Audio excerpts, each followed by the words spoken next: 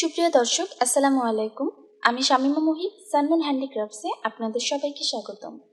আজকে আমি তৈরি করে দেখাবো ক্যালিগ্রাফি।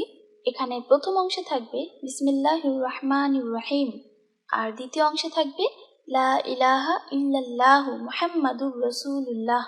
ওকে, সো আমি এখানে ক্যালিগ্রাফিটা আর্ট করে নিয়েছি।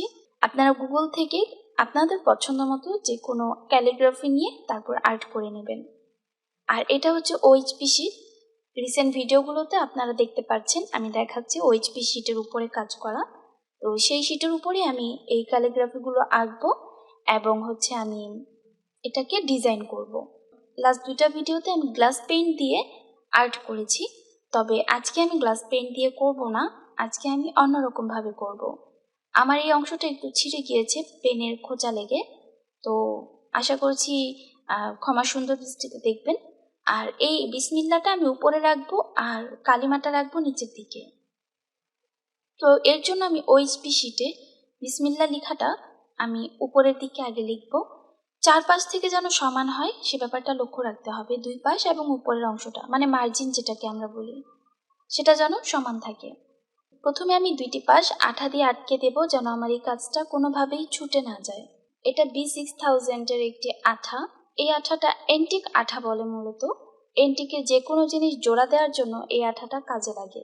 তো আজকে আমি এটাকে ব্যবহার করছি ওএইচপি শিটে।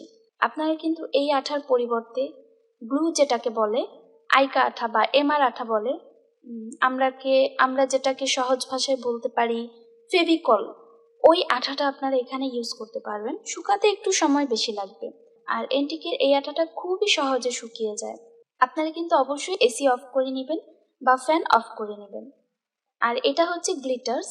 আপনারা যারা রেজিনের কাজ করেছেন সেই রেজিনের যে কালারটা থাকে সেই কালারটা আমি এখানে অ্যাপ্লাই করেছি। তবে এটাকে চমকি বলতে পারেন আপনারা অনেকে, চমকিও কিন্তু এভাবে অ্যাপ্লাই করতে পারবেন। জাস্ট আঠা লাগিয়ে তারপর আপনারা চমকি ঢেলে দিবেন, শুকিয়ে গেলে চমকিটা জাস্ট উঠিয়ে ফেললেই হবে।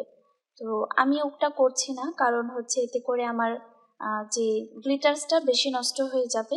এর জন্য আমি একটি কটন বাডসের সাহায্যে শুধুমাত্র আঠার সাইডগুলোতে এই গ্লিটার্সগুলো লাগিয়ে নিচ্ছি। এতে করে আমার চমকিটা একটু কম খরচ হবে।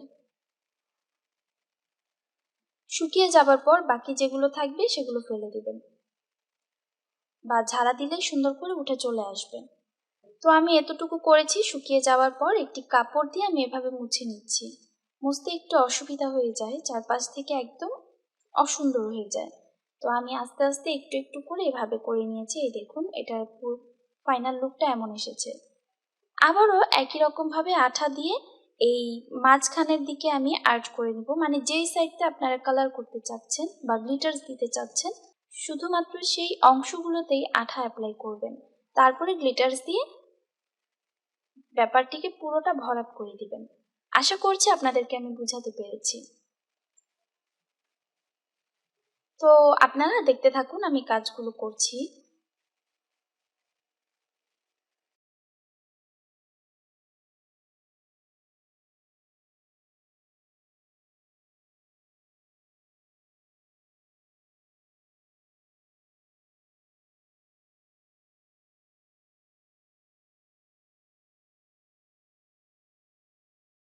এই দেখুন, আমি এভাবে মুছে নেবার পর কিন্তু দেখতে এমন এসেছে। খুব কিউট লাগছে, তাই না? এখন এখানে আমি আঠা দিয়ে আটকে নিয়েছিলাম। আগেই বলেছি আঠা দিয়ে কিন্তু আটকে নিতে হবে, না হলে কাজটা একবার নড়ে গেলে পরবর্তীতে আবার মিলিয়ে করতে অনেক অসুবিধা হয়ে যায়। এখন আমি নিচের অংশে কালিমাটা করব। চারপাশের বর্ডারটা ঠিক রেখে ঠিক মিডলের দিকে এই অংশটা আমি আবারও একই রকমভাবে আঠা দিয়ে এঁকে নিব। তারপর গ্লিটার্স দিয়ে পুরোটা ভরাট করে দিব। তার আগে চারপাশে আঠা দিয়ে আটকে দিতে হবে।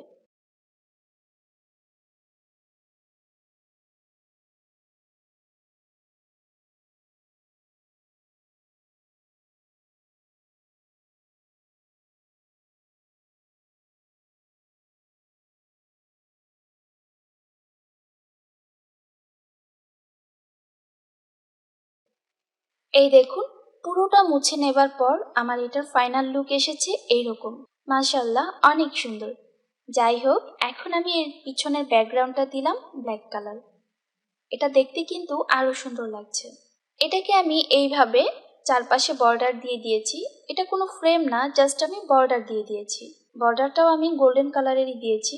আশা করছি আপনাদের বেশ ভালো লাগবে। আমি এটাকে দেয়ালে টানিয়ে দেব পশ্চিম সাইডে। আমার কাছে এটা অনেক ভালো লেগেছে। আশা করছি আমার মতো আপনাদের কাছেও এটা অনেক ভালো লাগবে। বর্ডারটা কিভাবে ক্রিয়েট করেছি সেটা আমি খুব শীঘ্রই আমার শামিমা মুহিব চ্যানেলে আপলোড করে দিব। সেই চ্যানেলটা আপনারা যারা এখনও সাবস্ক্রাইব করেননি অবশ্যই সাবস্ক্রাইব করে নেবেন। আজকে আমি এখানেই বিদায় নিচ্ছি।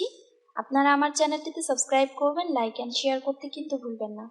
কমেন্টস করে জানিয়ে দেবেন আপনাদের কাছে কেমন লেগেছে। আমার জন্য এবং আমার পরিবারের জন্য দোয়া করবেন। আপনাদের জন্য অনেক দোয়া রইল। বিদায় নিচ্ছি। আসসালামু আলাইকুম।